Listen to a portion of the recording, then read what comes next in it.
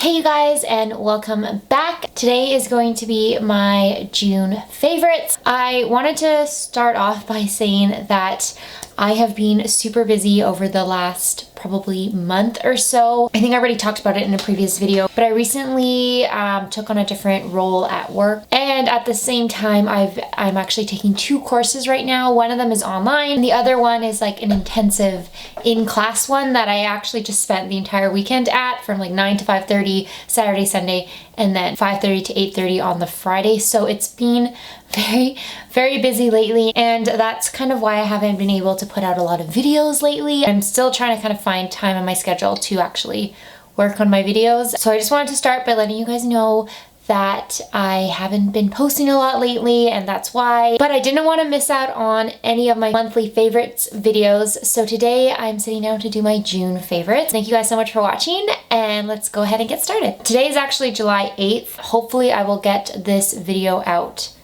sometime this week. So the first thing I want to talk about is actually what I'm wearing on my face right now. This is the Milani Soft Focus Glow in the shade Bronze Glow. This is basically a primer for me. It's kind of an interesting product. Like, I guess it's a bit like a glotion. This one is in Bronze Glow, so it has a little bit of a bronzy tint to it. It's not super noticeable. I don't think you'll even be able to see it on camera. It gives this golden bronze sheen to your skin, and I really like it as a primer. I think it makes my face look a little bit fresher and dewier, and I'm actually wearing it underneath my concealer today. I'm not wearing a foundation, but I am wearing this glotion under my concealer and powder. I feel like it just gives my skin a little bit more life, and it's perfect for the summer. It was a little bit pricey for a drugstore product, but I do like it, and I'm probably gonna keep wearing it until the end of the summer. Then I also have a very similar product, and this is the L'Oreal True Match Lumi Glotion. This one I have in the shade Deep Glow. This one is a lot darker than that Milani one I just showed you. When I wear this one on my skin, it really looks like I have a tan. I don't really know if you can see the pigment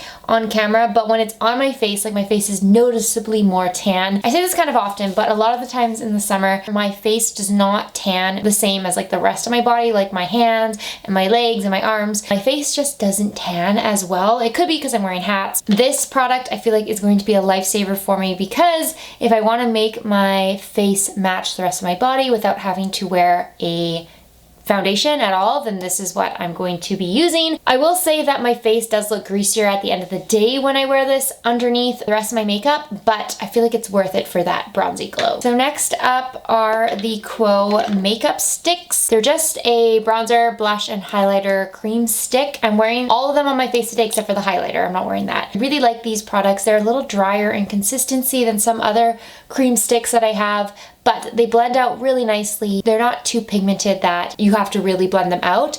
They're pretty subtle. I think I talked about them in my cream drugstore makeup video. I have been really liking these. Next up, I wanted to talk about a highlighter palette. This is the Revolution highlighter palette. This is their cheek kit in Make It Count. The one I'm wearing on my cheeks right now is this one, which is just kind of your regular champagne shade. I really like these two mixed together. Those two are probably my favorite. This one I use as a blush mainly, but these are such a pretty highlighter formula. They're very intense, but they do look very smooth on your cheeks. I've been wearing this palette a ton throughout the month of June. It was actually my sister's bachelorette on June 29th. I think I did everybody's makeup that day. Well, everybody's eyeshadow that day, because it was like a glitter theme, so I used my glitter on everybody's eyes. And for a lot of the girls, I did use this highlighter palette on their cheeks, and it's so good. I love this palette so much. So the one thing I really wanted to do in the month of July was post a brand slam on Makeup Revolution, which is why I've been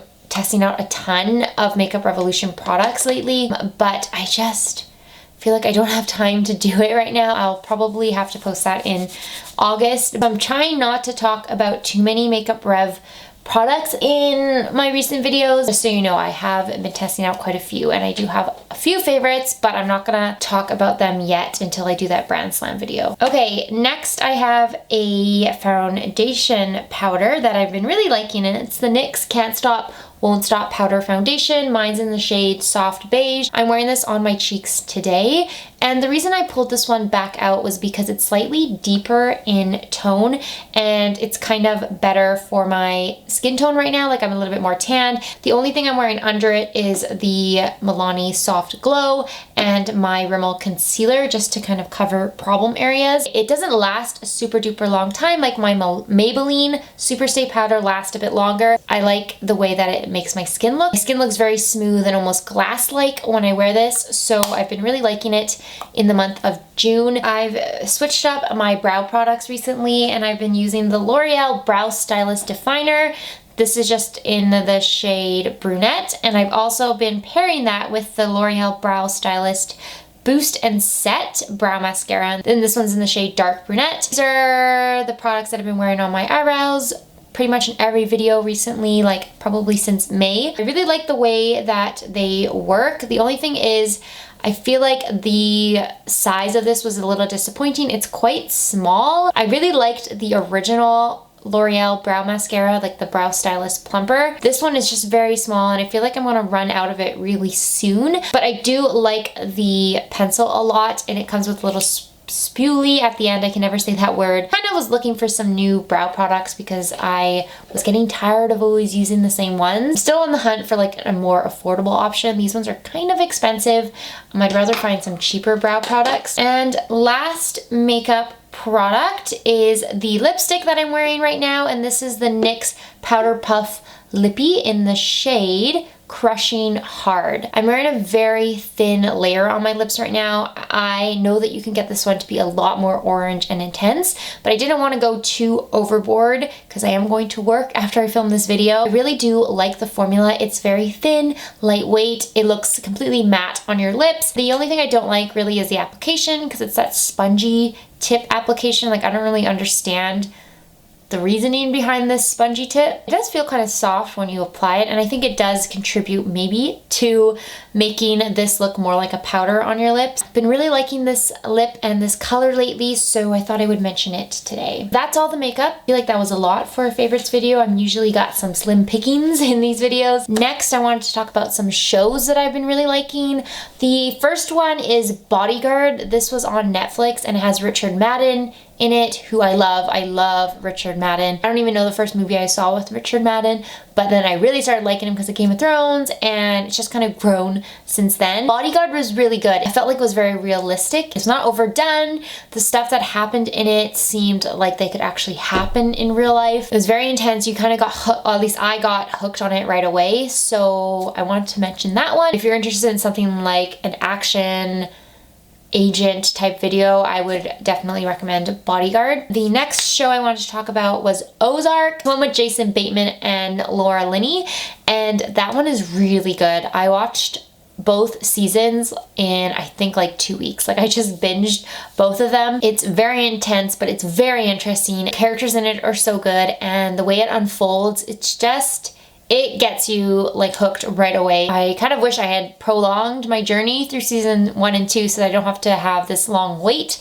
before season 3, but it was really good and I would totally recommend Ozark. And the last show is Stranger Things, which I'm sure everybody and their dog is watching. I actually just finished season 2 last night. I was a little late on the game for Stranger Things. I don't know why I was waiting on it. I think I thought I would be too scared. I don't know, someone told me that it was a scary show, that I would find it scary, but then I realized it's not scary, it's just sci-fi, which I really like. I love sci-fi movies. I am going to start season 3 probably this week. Kind of just gives me this feeling of, I don't know, like it's nostalgic, even though I wasn't alive in the 80s, but it's nostalgic and just feels like something I've seen or watched or read possibly before. I don't know how to explain it. It just brings me that like feeling of nostalgia, and I don't know, it's really a cool show. I really like it. I really like the little kids in it. They're so cute. Those 4 little boys are so cute, especially Will. Will Byers is the cutest little kid ever. I wish I could just like adopt Will. But yeah, I do really like it and can't wait to start season 3. Last things I want to talk about before I have to go to work are the books that oh wait, actually one more thing. I got a new phone. This is the Google Pixel. I take it out of its case. I needed a new phone because my old phone was like 3 years old and it crashed every time I opened an app, and I decided to get the Google Pixel